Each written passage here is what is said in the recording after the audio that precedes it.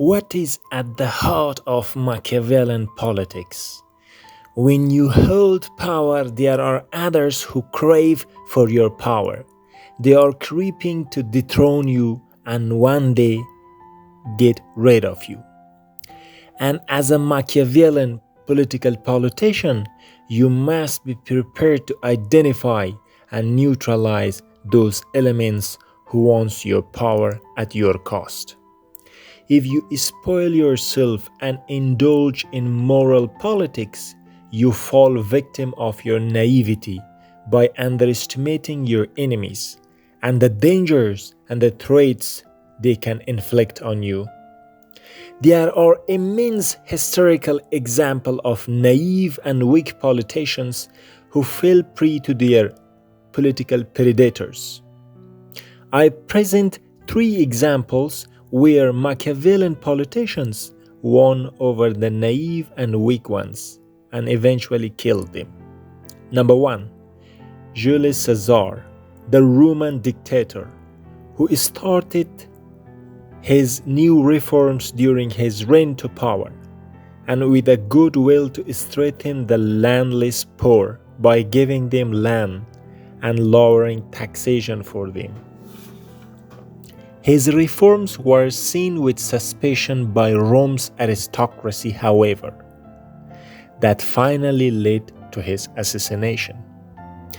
The second example is Stalin versus Leon Trotsky. Despite Trotsky was a master statemaker and an eloquent speaker who could galvanize the masses for the realization of the Bolshevik state, and he was the founder of the Red Army, he nevertheless proved naive and unable to identify his real enemy, Stalin. Stalin, who spoke Russian with accent and was not as popular and eloquent as Trotsky, outmaneuvered Trotsky, isolated, exiled, and finally killed him in exile. The third example is from communist Afghanistan. After the so-called Saur Revolution, there were two main figures who came to power at the same time. Nur Muhammad Taraki as the leader of the Communist Party and Hafizullah Amin, his prime minister. Taraki, who was a classic communist born and raised in Afghanistan, was the figurehead who had the symbolic power, whereas the real power lied in the hands of a more well-traveled, well-connected, and a revolutionary strategist, Hafizullah Amin. This proved fatal for Taraki in an internal power struggle between the two communist leaders, which at the end Hafizullah Amin neutralized Taraki's plot against him and dethroned him from power and finally killed him.